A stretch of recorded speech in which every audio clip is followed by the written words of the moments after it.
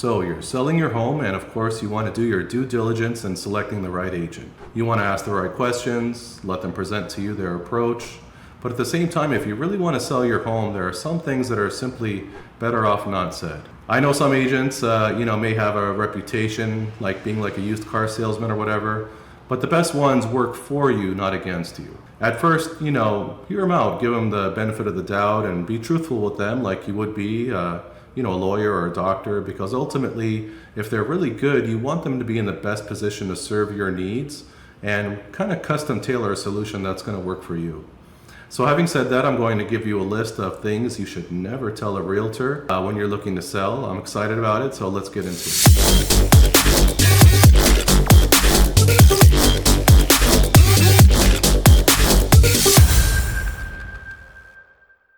What's up guys, this is Yosef, Adde, your SouthBay and Los Angeles real estate expert. So let's get right into it. The first thing you never want to tell a realtor before selling your home is that you're in no hurry to sell. Now maybe you just don't want to seem desperate in front of them, but this is a big mistake. If you need to sell, you need to express that to your agent clearly. Maybe you need to move, to be close to a family member, or maybe you're relocating for a new job or whatever the case may be. But if you tell them you don't need to sell, they won't think you're serious about selling, that you just want to kind of waste their time or test the market and see what you could maybe get. So before we get into why you shouldn't say this, let me first kind of break down, two types of agents out there. First, you have the ones that actually do everything they can to get your home sold. Like with me, I'll invest thousands of dollars helping you to get your home ready, even more to get it marketed for advertising, etc. And I put everything into getting my clients, the best results they want. On the other hand, there are some agents out there that, will really take any listing just to, stick a sign in the yard and build up a list of buyers at your expense. And they really don't care if your home sells or not, because it's like, a 50-50 risk for them anyways, and they're not heavily invested in the sale of your home. So if it sells, it sells, and if it doesn't, it doesn't. If you're really serious about selling your property, you want to attract the former group of agents rather than the latter. So that means letting them know exactly why it is you're selling and what your timeline looks like, so they're fully committed to getting you the outcome that you're looking to achieve. And if the agent is really good, meaning they have multiple ways to help you sell your home, they may even be able to get it sold a lot faster than you may think. Like I recently worked with a homeowner who needed to sell his home in 3 weeks because he was moving to Japan, and so being weeks on the market with 30 days more in escrow just wasn't going to work for him. So what I did is I presented him with a cash offer while also making it clear to him that he could sell it for more on the open market if he had more time. But he was actually very happy with the cash offer, and he really needed to get his home closed in 3 weeks or less with zero problems, and so that solution worked out really good for both of us. But if you're like most sellers, you have 2 months or more to sell your home. So in that case, a cash offer probably isn't going to be your best bet. So if clients have a little bit more time, the best way to go would be to put it on the open market, to find a retail buyer willing to pay for the most the market's willing to pay, and that way it still gets sold in a few months. And the best way to do that is to set up the listing like an auction type sale, where we force all the buyers in the market into a bidding war to drive up the price as high as possible. And that way, the seller can get the most the market is willing to pay, and while also getting a quick and easy sale. The next thing you should never tell a realtor is, you know exactly what your home is worth, and you won't take a penny less. I'm not saying you should settle for anything less than what you're looking for. All I'm saying is, be open to hearing their opinion, but even more importantly, let them show you the actual comps they're using to base that opinion on. For example, if an agent just tells you that your home is worth $1.2 million with little to no explanation, and you think your home is worth more like 1.5 million, that's like an adversarial type of situation where they really don't seem to be on your team, and you're probably not talking to the right agent, honestly. On the other hand, if you speak to an agent who lays out a strong case of why your home is probably worth a little less than 1.5 million, but they're willing to, very politely walk you through all the comps and data, so you both can sit down together as a team to determine what's a, realistic price that it's likely to sell for. That's the type of agent you really want to work with. Like when I sit down with my clients and we discuss price, first I'll walk them through all the comps that are having the greatest impact on their home. Then we'll talk about the current speed of the market and how long it would take to sell, and some different pricing strategies you can take based on all that data. Because selling in a buyer's market is a lot different than selling in a seller's market. And you have to interpret, all that data differently. So when it comes to price, get advice from an agent who's going to guide you through all the data and offer some different strategies, rather than someone who just wants to tell you what their opinion is and is only offering you one strategy.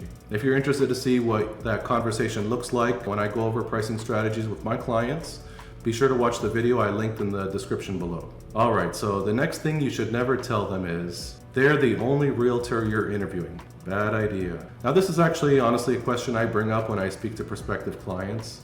Not to talk them out of interviewing other agents, but rather to make sure they're getting some different opinions out there. I mean, let's face it, selling your home is one of the biggest decisions you can make. Like for example, I know pretty much everyone has a family member or a friend that's an agent, and maybe some of them are new to real estate and perhaps some of them, focus mostly on buyers. And so now you're wondering if you should hire them, to even sell your house. Now I'm here to tell you it's very normal to feel that and want to help them out. But at the same time, if you're like most people, selling your home is basically like selling your largest asset.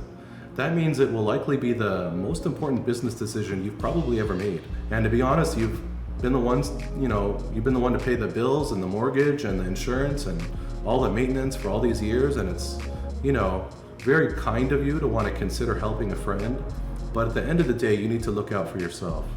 Now, I'm not saying don't hire them because maybe they're great. All I'm saying is, make sure to consider all your options and look to interview other strong listing agents in your market and just see what they plan to do to sell your property.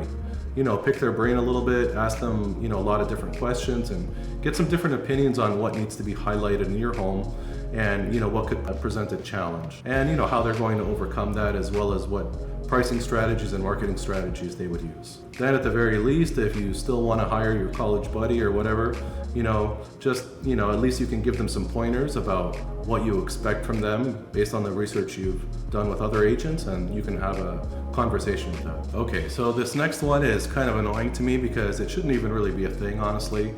And that is, don't tell them you prefer one brokerage over another. Obviously, there are a lot of brokerages out there, and I'm going to be biased to eXp because that's who I'm with. But even before, when I was with Keller Williams, I've heard this before. And to be totally honest with you, there are a lot of good agents, and there's a lot of bad ones in pretty much all of these brokerages.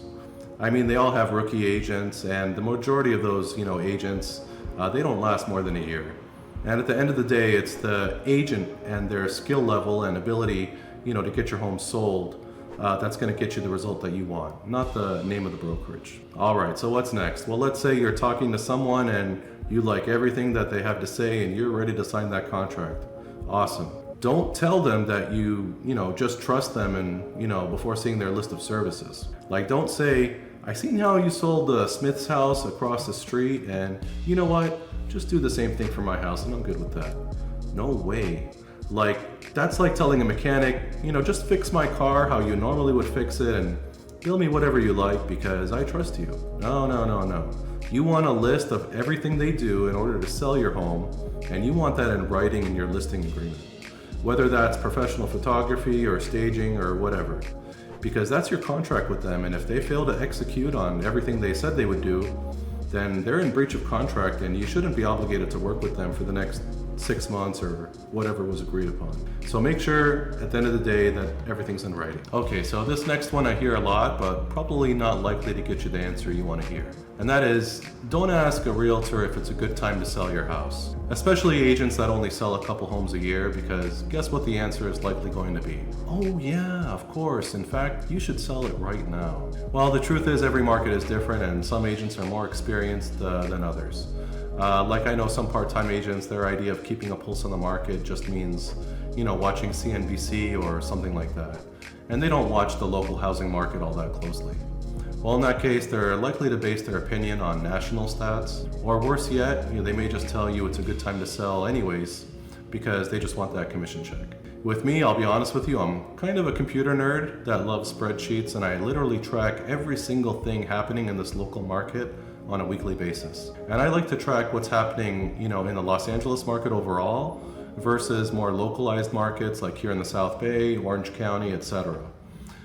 Specifically, you also need to track what's happening with the more affordable homes versus the luxury homes because they're all very different. And so if you want access to those stats, be sure to check in this video description below. I'll link to that and you can see what I see on a weekly basis. Then when I meet with a client, I like to see what's happening specifically in their neighborhood because let's say your neighborhood typically has 2 to 3 homes for sale at this time of the year, and all of a sudden right now there's 7 or 8 homes for sale that are likely going to compete against yours. Then guess what? It's probably not a good time for you to sell your specific home right now, and you may just be better off waiting for a few of those other ones to sell off first before listing yours. So that's it. That's my list of things to never tell a realtor.